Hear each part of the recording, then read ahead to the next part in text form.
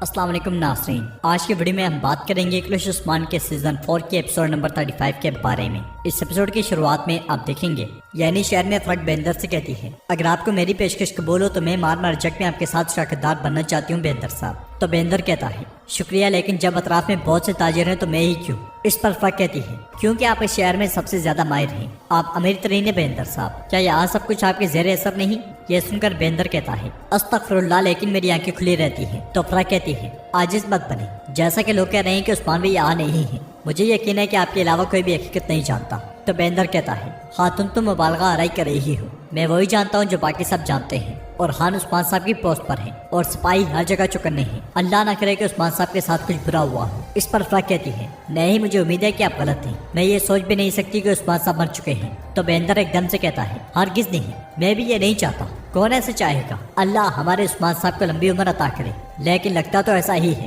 خیر، اللہ نے ارحان کو بہت بڑی طاقت دی ہے انشاءاللہ۔ پھر فرق کہتی ہے جبکہ اطراف میں بہت افراتفری ہے، جو بہترین چیز ہو سکتی ہے وہ تجارت ہے، ہم نہیں جانتے کہ شہر میں کیا ہونے والا ہے، ہمیں اپنا منافع بڑھانا چاہیے۔ جواباً بہندر کہتا ہے بالکل ایسا ہی کرتے ہیں خاتون، لیکن پہلے اسٹائل پر بات کرتے ہیں۔ تو فرق کہتی ہے آپ سامان فراہم کریں گے اور میں گاہک تلاش کروں گی اور منافع ہم تقسیم کریں گے۔ یہ سن کر بہندر کہتا ہے مجھے اس کا 2/3 حصہ چاہیے۔ کچھ دیر سوچنے کے بعد فرق کہتی ہے سودے بازی کا وقت نہیں، مجھے قبول ہے، ہمارا معاہدہ ہو گیا، میری طرف سے خبر کا انتظار کریں بہندر صاحب۔ یہ کہتے ساتھ ہی فرق وہاں سے چلی جاتی ہے۔ ادھر جنگل میں عثمان صاحب بالا خاتون کے ساتھ گھوڑا دوڑا رہے ہوتے ہیں اور ایک مقام پر پہنچ کر وہ دونوں رک جاتے ہیں۔ اسی لمحے 2 سپاہی وہاں آتے ہیں۔ گھوڑے سے اترنے کے بعد عثمان صاحب ان سے پوچھتے ہیں مارا جگ کی صورتحال کیسی ہے؟ تو ان میں سے ایک سپاہی کہتا ہے زیادہ تر فوجی باہر ہیں حضور، ہم قلعے میں داخل ہو سکتے ہیں لیکن حالات ٹھیک نہیں ہیں، انہوں نے توران بھائی کو قید کر لیا۔ یہ سن کر عثمان صاحب کو بہت غصہ آتا ہے اور وہ کہتے ہیں فولانتی کمینے اس سب کی قیمت ادا کریں گے، میں ان کے سر کاٹ ڈالوں گا۔ جو فوجی باہر ہیں وہ یعنی شہر پر حملہ کرنے کے لیے بھیجے جا رہے ہیں،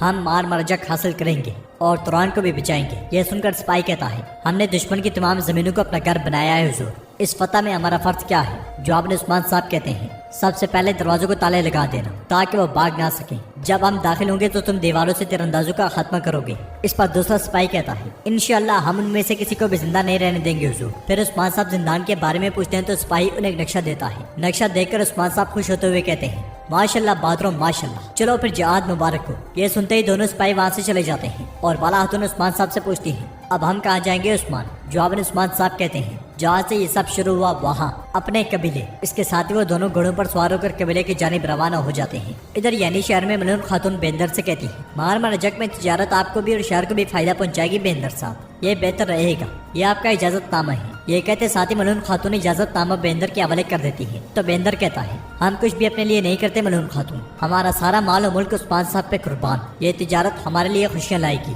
جواباً ملون خاتون کہتی ہیں انشاءاللہ بہندر صاحب انشاءاللہ، اللہ آپ کا مددگار ہو۔ یہ کہتے ساتھ وہاں سے چلی جاتی ہے۔ ان کے جاتے ہی حسین بہندر کے پاس آتا ہے اور بہندر حسین کو اجازت نامہ دکھاتے ہوئے کہتا ہے حسین کیا تمہیں سونے کی خوشبو آ رہی ہے؟ تو حسین کہتا ہے آ رہی ہے جناب، آ رہی ہے۔ پھر بہندر پوچھتا ہے عثمان صاحب کے بارے میں کوئی خبر؟ اس پر حسین کہتا ہے عثمان صاحب کا رات گئے واپس نہیں آئے حضور۔ یہ سن کر بہندر کہتا ہے جب عثمان یہاں نہیں ہے تو ارحان کے پاس دیوان ہے، وہ کچھ تو جانتے ہیں لیکن چھپا رہے ہیں۔ میرا خیال ہے کہ بہندر کی بات مکمل ہونے سے پہلے حسین کہتا ہے حضور شاید عثمان صاحب مر گئے ہیں۔ جواباً بہندر کہتا ہے توبہ توبہ، میں نے اسے اپنے جیسا بنانے کی بہت کوشش کی، اس طرح میری تمام کوششیں رائگاں جائیں گی، کون جانتا ہے کہ شاید اس کے جانے سے ہمیں مزید سونا مل جائے۔ چلو جاؤ سنجار بے کو خط لکھ کر ہر چیز کے بارے میں آگاہ کرو، پھر مارتا کے لیے سامان تیار کرو، ہم صبح نکلیں گے۔ یہ سنتے ہی حسین وہاں سے چلا جاتا ہے اور بہندر وہاں موجود الچچا کی جانب دیکھنے لگ جاتا ہے۔ اسی لمحے ایک تیمور بھی الچچا کی جانب بڑھتے ہوئے کہتا ہے تو تمہیں کوئی دلچسپی نہیں؟ پھر میرے منہ پر کہو۔ یہ کہتے ساتھی وہ الچچا کے پاس آتا ہے اور تیمور کو دیکھ کر الچچا پوچھتی ہے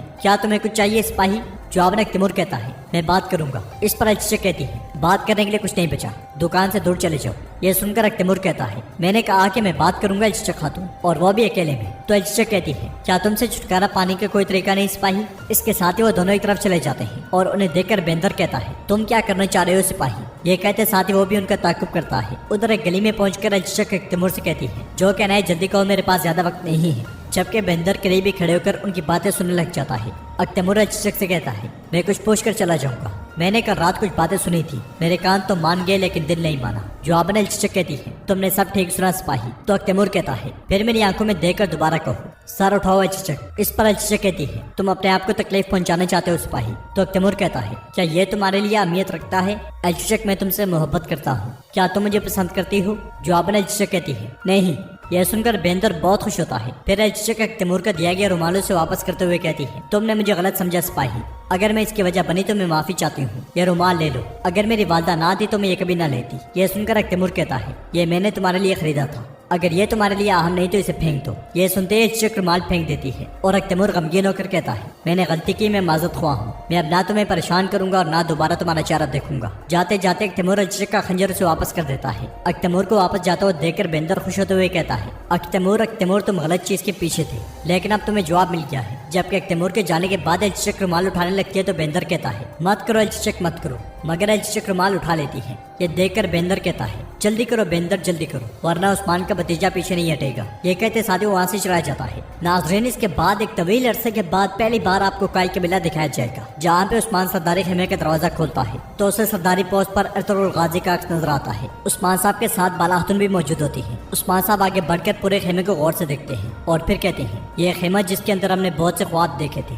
ये कहते साथ ही उस्मान साहब उन खूबसूरत लम्हात को याद करते हैं जो उन्होंने इस खेमे के अंदर गुजारे थे। इन लम्हात के बाद बाला खातून कहती है, अल्हम्दुलिल्लाह के ख्वाबों का सच होना हमारे नसीब में था हुजूर। फिर उस्मान साहब आगे बढ़कर सरदारी पोस्ट पर पड़ा काई परचम उठा लेते हैं और उसे देखते हुए कहते हैं, ये वो जगह है जहाँ पे हमने अपनी रियासत का बीज बोया था। ये कहते साथ ही उस्मान साहब उस समय को याद करते हैं जब इस खेमे के अंदर अलाउद्दीन की पैदाइश हुई थी और उस्मान साहब ने अलाउद्दीन से बहुत प्यार किया था। फिर उस्मान साहब ने दोनों बच्चों को उठाकर कहा था, इलाही कलीमतुल्लाह का परचम तुम्हें बुलंद करोगे, अपने घोड़ों को तैयार करो। इन लम्हात के बाद उस्मान साहब कहते हैं, अब वो पौधा यानी शहर में बढ़ रहा है, अल्लाह हमें दरख्त बनता दिखाए और फल नसीब करे। ये सुनकर बाला खातून आमीन कहती हैं। उधर शिफा खाने में कुमराल अब्दाल और तुर्की सिपाहियों के साथ मौजूद होते हैं। जरकुताई कहता है, तुम्हें गाजी का आ जाता है और तुम यहाँ पे आराम कर रहे हो। तो तुर्गुत कहता है, जरकुताई अपने भाइयों से मत चलो। इस पर जरकुताई कहता है, मैं सुन नहीं पाता था तुर्गुत साहब, उस वक्त से मुझे किसी ने गाजी जरकुताई नहीं कहा। यह सुनकर तुर्गुत हंसने लग जाता है। फिर बुरहान कहता है, भाई क्या तुम्हें बहरेपन की हालत में सुकून हासिल नहीं हुआ? जवाबन जरकुताई कहता है, सुकून तो बहुत मिला,